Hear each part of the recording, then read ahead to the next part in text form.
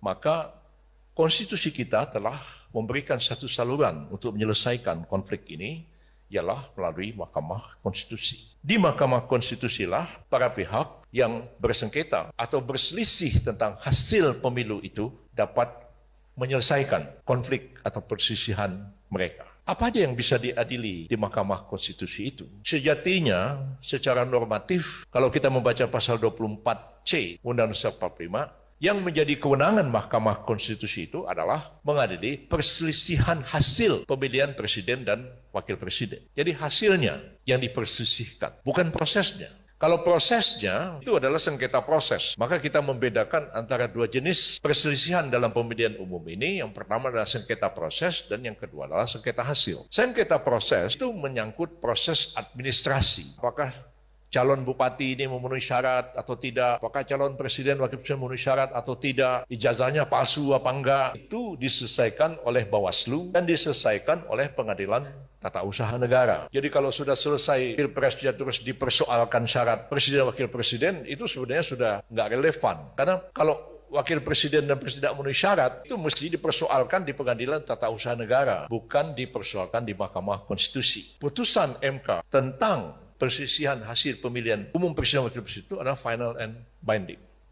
Yang mau nggak mau harus ikut pada putusan pengadilan. Itu supaya negara ini jalan. Kalau enggak, negara ini enggak jalan. Nanti ribut terus, lalu proses pergantian presiden dan wakil presiden itu tidak terjadi. Jadi yang dibawa sengketa ke Mahkamah Konstitusi itu adalah hasil akhir pemilihan umum berdasarkan keputusan KPU. Nanti tanggal 20 Maret, KPU akan umumkan pasangan A berapa, pasangan B berapa, pasangan C berapa. Dengan adanya keputusan KPU, itulah yang dijadikan sebagai objek sengketa. Kalau pasangan A misalnya tidak puas, atau pasangan B tidak puas, atau A dan B tidak puas terhadap pasangan C misalnya, maka sejak itulah dia dapat mengajukan permohonan kepada Mahkamah Konstitusi untuk membatalkan keputusan KPU itu. Permohonnya siapa? Permohonnya adalah KPU. Minta dibatalkan karena penghitungannya tidak benar. Sejatinya seperti itu, tapi akan banyak kritik. Kalau begini ini MK jadi mahkamah kalkulator katanya.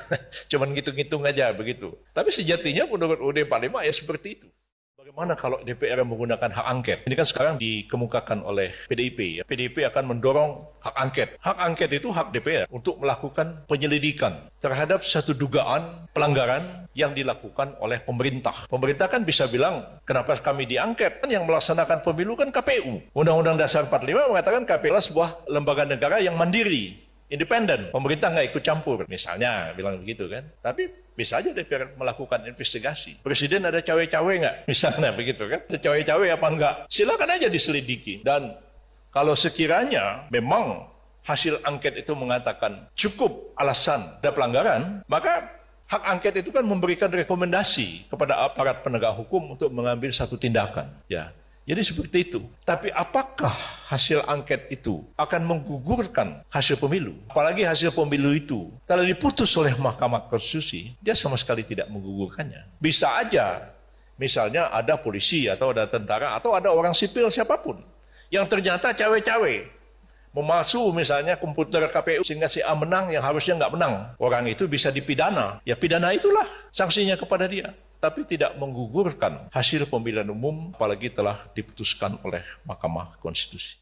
Kalau MK mengatakan dikabulkan permohonan ini, silakan dilakukan pilpres ulang, bisa saja itu terjadi, sepanjang itu tidak melampaui jadwal pelantikan presiden pada tanggal 20 Oktober 2024 yang akan datang. Mengapa demikian? Karena kalau 20 Oktober 2024 itu presiden baru belum dilantik, ya. Ini negara ini berada dalam apa yang disebut dengan krisis konstitusional, ya. Sebab presiden habis masa jabatannya. Tes angket untuk menjawab ketidakpercayaan publik. Nah, sebetulnya hak angket ini sebagai satu langkah politik yang selama ini kan kalau kita menggunakan langkah hukum kita dijebak oleh rezim yang berkuasa, oleh penyelenggara. Selesaikan masalahnya, masalah pemilu itu ke Mahkamah Bawaslu, Mahkamah Konstitusi.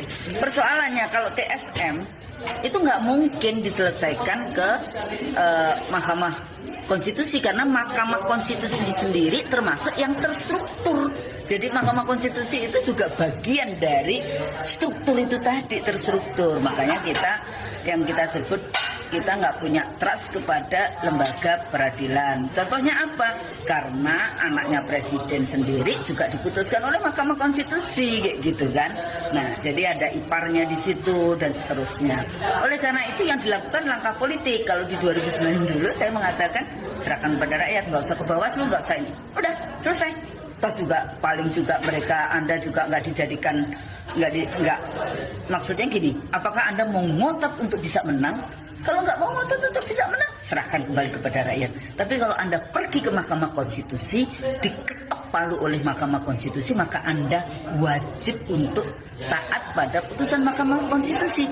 Persoalannya pada saat diketok palu itu, apakah seluruh yang namanya terstruktur masif dan sistemik itu, pelanggaran itu hilang? Enggak. Nah, makanya saya selalu mengatakan ini pemilu itu penyelenggaraan politik ya, jadi terbesar di dunia, the most complex election system on earth, the biggest election in the world.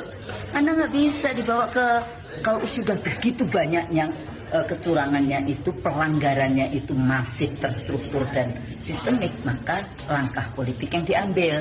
Lah persoalannya kan kita selama ini oposisi, partai politik kita sudah kena apa? Tersandra juga, tapi harapan itu harus tetap harus ada ya. Jadi harapan itu harus dibangun bahwa masih cukup banyak politisi kita, wakil-wakil rakyat kita yang tetap memikirkan perjalanan bangsa ini. Hasilnya kira-kira apa dari putusan politik nanti? Pol tingginya bisa kemudian jadi ada, kalau di dalam pemilunya diskualifikasi ya yang menyegarkan itu. Tapi dari segi rezimnya sendiri sudah dia harus mundur dari ya kayak impeachment seperti itu karena dia sudah melanggar dan seterusnya seperti itu. Tapi paling tidak bahwa kita delegitimasi dari hasil pemilu.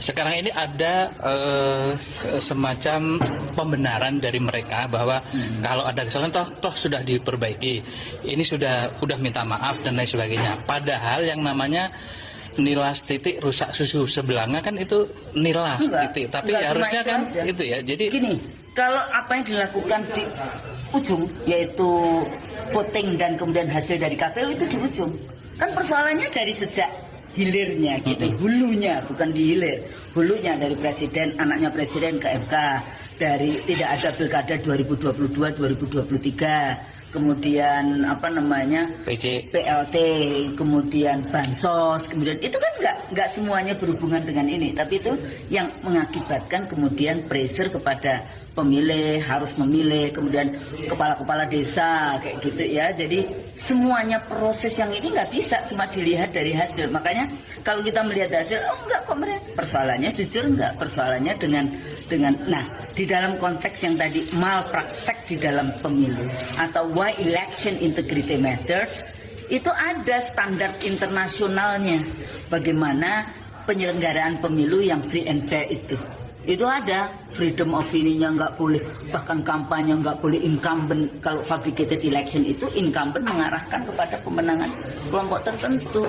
Nah ini kan nggak mungkin dibawa ke Mahkamah Konstitusi, nggak mungkin dengan pendekatan hukum karena ini udah penggiringan ya pendekatan politik gitu. Prof, sesungguhnya kan yang tidak tersandra masih banyak juga ya, orang-orang pintar, orang terpelajar dan lain sebagainya. Siapa? Ya mereka yang tidak tersandra. Mereka sedang sibuk. Oh sedang sibuk. Mereka kan belum, saya terpilih kembali atau tidak. Kayak gitu kan, saya sudah menghabiskan kemarin dengan money politik sekian, ininya sekian. Apakah saya kembali dapat? Jadi sebenarnya mereka masih sibuk. Kita berharap lah. Nama saya Husnul Maria, jadi harus berhusnudon kepada politisi yang memang masih punya akal sehat. Siap Prof. Terima kasih Prof atas penjelasannya. Amin.